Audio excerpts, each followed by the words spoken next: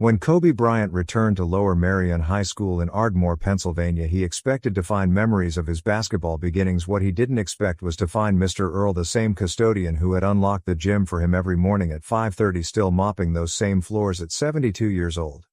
The discovery shook the basketball legend. While most people in Kobe's position would have offered a handshake, maybe a signed jersey, and continued with their day, Kobe's response to seeing his elderly guardian still working would set in motion a chain of events that no one could have anticipated. What began as a routine visit to his old school would transform not just the life of Mr. Earl and his wife Gloria, but an entire community that had quietly believed in a skinny kid from Philadelphia long before the world knew his name. The question wasn't whether Kobe would help the man who had helped him. It was how far he would go to repay a debt that had been growing for over 2 decades. No one, not even Mr. Earl himself, could have predicted what Kobe Bryant would do next. Kobe's black SUV moved slowly down Rosemont Avenue, the morning sun cutting sharp shadows across the brick buildings of his old neighborhood. He hadn't been back in years. Not like this. Not alone, without security, without cameras, without anyone expecting him. He sat in the back seat watching the street slide past the barbershop where his father used to take him, the corner store where he'd buy water after practice, the empty lot where neighborhood kids still played pickup on a cracked court with a bent rim. He felt something he rarely felt anymore. Small in the best possible way. Just a kid from Philly who got lucky. He asked his driver to let him out 2 blocks from the school he wanted to walk. He wanted to feel the pavement under his feet. The way he used to feel it running to practice before sunrise.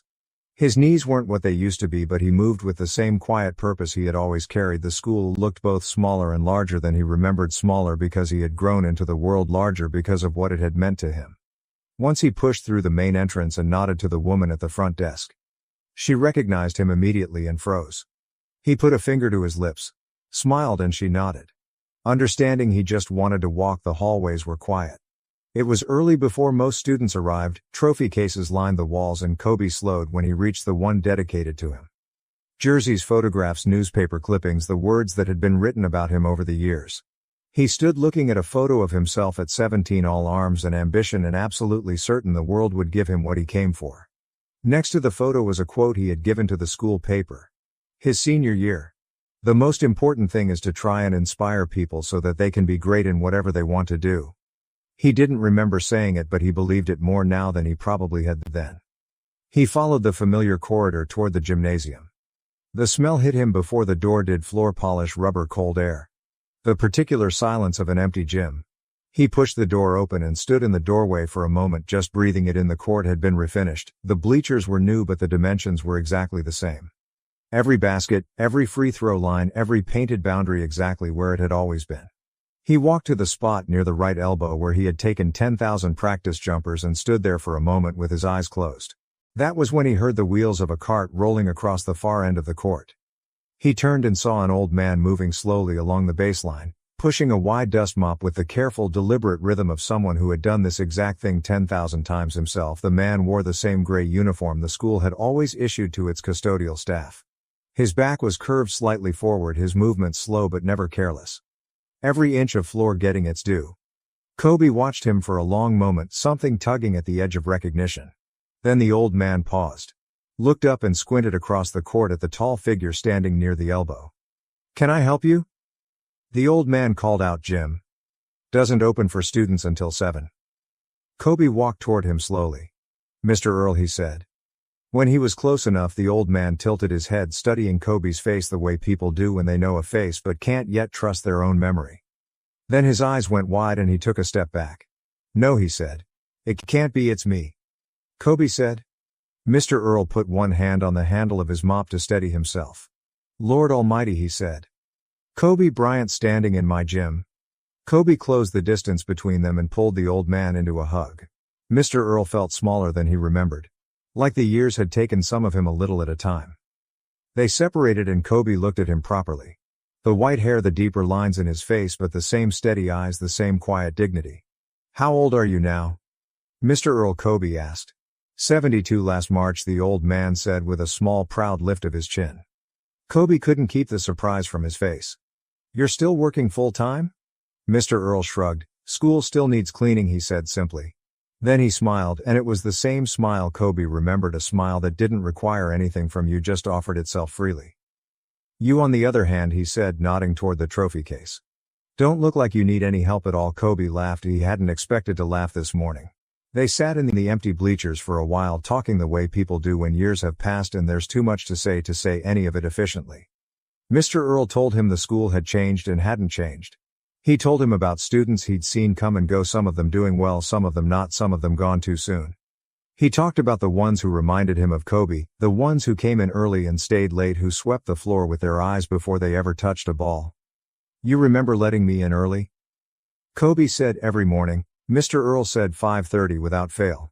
I used to hear you from the parking lot already bouncing the ball against your hand on the walk, and that meant everything to me, Kobe said. I never told you that you didn't have to. Mr. Earl looked at him calmly. Some things you just know. Kobe looked down at his hands for a moment, the hands that had made every shot that had ever mattered, the hands that had held every trophy, every championship ring. He thought about all the mornings that had made those moments possible, all the pre-dawn hours in an empty gym with no one watching except a custodian who kept showing up anyway because someone had to. What time do you finish today? Kobe asked. Around 5. Mr. Earl said. Got the science wing after this and then the locker rooms. I'd like to take you to dinner? Kobe said. You and your wife, if she'd like to come. Mr. Earl looked at him for a long moment with an expression that mixed surprise and something harder to name. Something between gratitude and the particular pride of a man not accustomed to being offered things. She passed Kobe. Mr. Earl said 4 years ago. Gloria. Kobe felt the words land the way grief does when you hear it secondhand in a quiet room. I'm sorry, he said, and he meant it with everything he had. I didn't know. Mr. Earl nodded slowly. She was a good woman, he said, real good. Then after a pause, she always kept a scrapbook of your career. Every article, every game, cut them out herself. Said she knew you'd be great the first time she saw you practice. Kobe had to look away for a moment. He met Mr. Earl at the front entrance at 5:15. The old man had changed into a clean shirt and pressed slacks, and there was something about the care he'd taken with himself that made Kobe's chest tight as they walked to the car. Mr. Earl moved with a slight hitch in his step. Kobe noticed, but didn't mention it. They drove to a restaurant on the edge of town, a place Kobe had called ahead to reserve a quiet corner table away from windows. Mr. Earl ordered the fish and they talked through dinner the way they hadn't had time to in the gym. Mr. Earl told him about his children, a son in Georgia, a daughter in Houston. They tried to visit when they could. Tickets were expensive and everyone had their own lives. Kobe listened and ordered more water and let the man talk. You live alone now? Kobe asked. Just me in the house, Mr. Earl said. Been there 31 years, bought it when prices were sensible. Now the property tax alone. He shook his head. Let's just say it's a good thing I'm still working after dinner. Kobe asked if he could drive Mr. Earl home. The house was a single story on a quiet street. The porch railing leaned slightly and the front steps had a crack running through the middle. The paint had started to lift at the corners, but the yard was clean, the hedges trimmed. Mr. Earl kept his dignity, and every square inch of what he had inside the house was small and very clean. Family photographs covered most of one wall.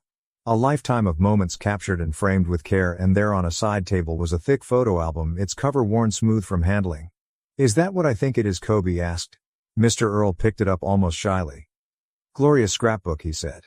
Started it when you were still in school, kept it going all the way through your last season. She cut out every article she could find every time you were in the paper.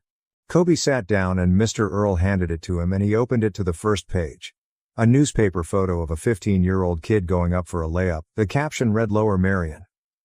Sophomore shows promise. He turned the pages slowly, all of it there, the championships, the records, the injuries, the comebacks, the lows, the highs, the final game. Every page handled with the same attention someone gives to something they love. He closed the book carefully and held it for a moment. Can I ask you something? Kobe said. Of course. Why are you still working at 72? He asked it gently without judgment because he wanted to understand. Mr. Earl was quiet for a moment. The pension is what it is, he said. The school has been good to me, but retirement means living on that alone, and with the property taxes and the medical bills. He paused. Not complaining, just explaining there's always something, isn't there? Always something that needs paying for. Kobe nodded. He thought about the mornings he'd spent in that gym, the thousands of hours that had become the foundation of everything he had become. None of it would have happened the same way without someone showing up at 5:29 to unlock a door. He drove back to his hotel that night and didn't sleep. He lay in the dark thinking about Mr. Earl going home to an empty house, 31 years of property taxes and a pension that wasn't enough, and a scrapbook his late wife had kept because she believed in a teenager who hadn't yet proven anything. He thought about all the people like Mr. Earl, the ones who did the unglamorous work, who showed up in the dark before anyone else arrived, who made the thing possible without ever being part of the story. He thought about how easy it was to forget them when the lights came on and the crowd arrived, and suddenly everything felt like it had always been bright. By 3 in the morning, he had made a decision, and by 4 he was on the phone with his foundation director. "I need you to pull everything together," he said. "I'll explain when I land. Just know we're going to need a team. Contractors, a financial advisor. Someone who knows elder care in Pennsylvania, and we need to move fast." His director didn't hesitate. "That's what we're here for," she said. "I'll have names for you by morning over the next week." Kobe moved quietly and deliberately. He arranged for a structural assessment of Mr. Earl's home. The results were what he expected. The porch needed rebuilding. The roof had soft spots. The bathroom wasn't safe for a man with a hitch in his step. The heating system was original to the house and running on prayers and stubbornness. He called in favors with a contractor he trusted, gave specific instructions about what needed doing, and told him money was not the constraint. Time was. It needed to be done right, and it needed to be done while Mr. Earl believed he was attending a retired faculty appreciation weekend at a hotel in the Poconos, all expenses paid, which Kobe's team had arranged down to the van that would pick him up from his front door. The team worked around the clock. The porch was rebuilt, the steps repoured smooth, the roof patched and sealed, the bathroom fitted with rails and a walk-in shower. The heating system replaced entirely, the walls painted, the floors refinished. Inside, the team placed new furniture that matched what had been there before, carefully chosen to feel familiar, not foreign. And in the living room beside the side table where the scrapbook lived, they built a proper display case with glass doors and warm internal lighting, a home for Gloria's life's work. Kobe arranged to meet Mr. Earl at the house the following Friday. He got there first and stood on the new porch waiting when the van pulled up. Mr. Earl stepped out slowly and stopped on the sidewalk, looking at the house for a long, quiet moment. He didn't say anything at first. He just looked, then he looked at Kobe. "What did you do?" he said softly. "I owe you 30 years of mornings," Kobe said. "That's a start." Mr. Earl walked up the new steps slowly, running his hand along the solid railing. He pushed open the front door and stood in the entrance, looking at the room, his room, the same and not the same all at once. His photograph still on the wall. His chair still where he left it, but everything around it renewed, like the house had been given back its breath. He walked to the display case and pressed one hand against the glass, looking at the scrapbook inside, standing upright, now visible, properly lit, the way it deserved. "Gloria would have loved this," he said. "She did love it," Kobe said. "She made it." Mr. Earl stood there with his hand on the glass for a long time, and Kobe stood behind him and said nothing, because some moments don't need anything added to them later. They sat at the kitchen table and Kobe laid out a folder. There was a trust established in Mr. Earl's name. It would cover the property taxes, the medical expenses, a monthly supplement that would allow him to leave the school if he chose to, and help for as long as he needed it. "This is too much," Mr. Earl said. "It's not enough," Kobe said. "You unlocked the door for me every single morning before the sun came up. You didn't do it for recognition. You did it because that's who you are. That's worth more than this, and we both know it." Mr. Earl was quiet for a long time, looking at the folder. Then he looked up. "I used to watch you from the doorway. Sometimes," he said, "in the early mornings before you knew I was there, you'd be in there alone, and the way you worked, Kobe, it wasn't like anything I'd seen before. It wasn't about showing off. It was like you were having a conversation with yourself about who you were going to be. I knew then you were going to be something the world hadn't seen yet." Kobe didn't trust his voice for a moment. "I was just a kid trying to get better." He finally said, "That's all." "Any of us are," Mr. Earl said, and then he closed the folder and said, "I accept and thank you."